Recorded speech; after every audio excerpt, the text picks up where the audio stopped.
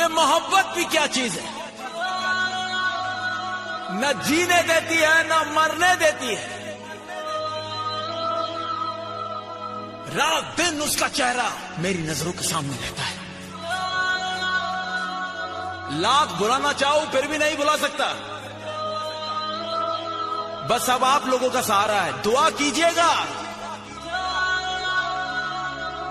क्योंकि अगर वो मुझे ना मिली तो मर ही जाऊं।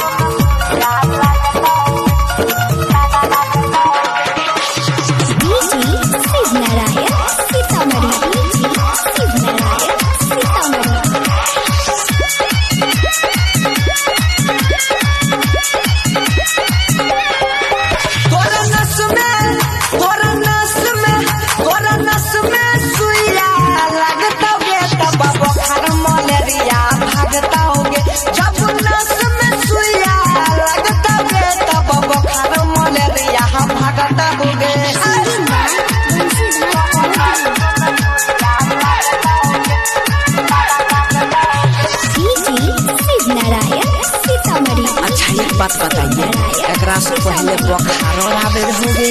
हाँ,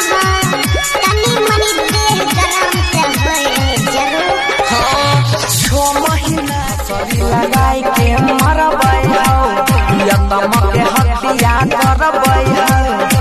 कने छिया गुआ हसाई रे, काइला खाना पिया हो करलै। मधेपुरा हिलाबै छो, हे साली तारा भंगा हिलाबै छो।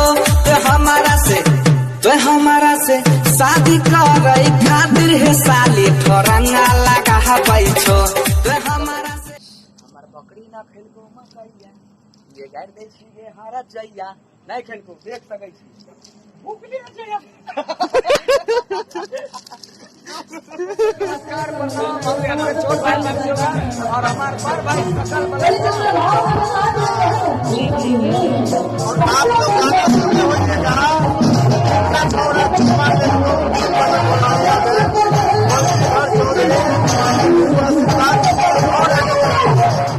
किडनी चोरवा आइल बा हो, किडनी चोरवा आइल बा, हल्ला मचल चारो वरवा। किडनी चोरवा आइल बा, हल्ला मचल चारो वरवा। किडनी चोरवा आइल बा। प्यारी के हमारा तू रखले अधूरा, कथी ले वादा कैलही भेलौ न पूरा।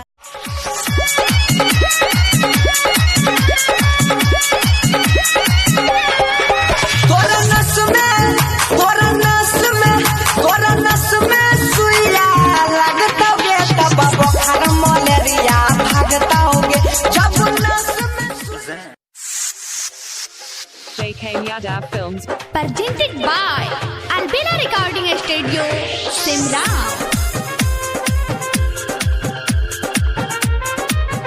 हमें शर्म नहीं आओ तुम लोग इधर लड़की छेड़े आवा है अपन मोहल्ला छोड़ के।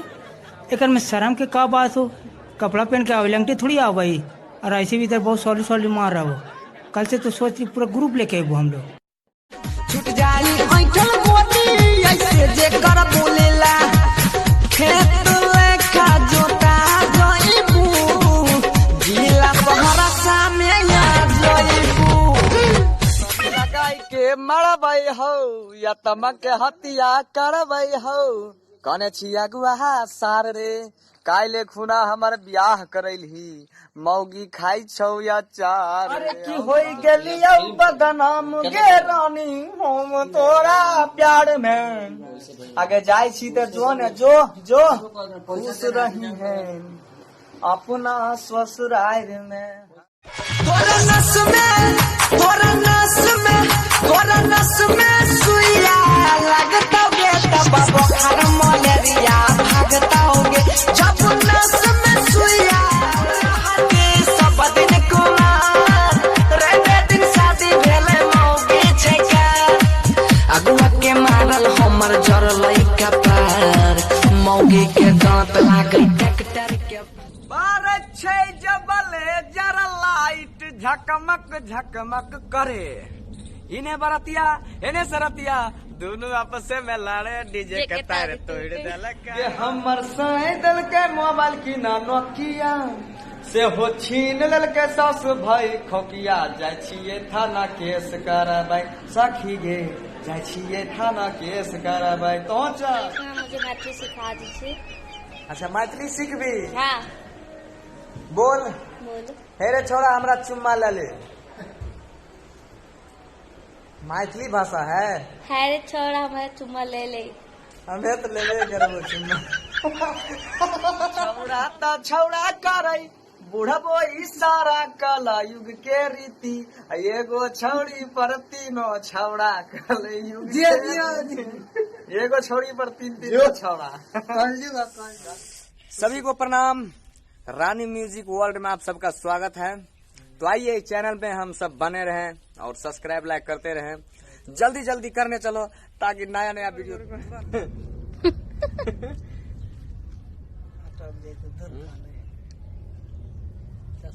अब ओ इंदा भाई है के छोड़ा हम तोरे साथ शादी ना करबे तू अपन रास्ता ना तो हमरा से शादी नहीं कर दी ना तो जो ना जो किन्ने हम तो असर कर लेबे तोरा टेंशन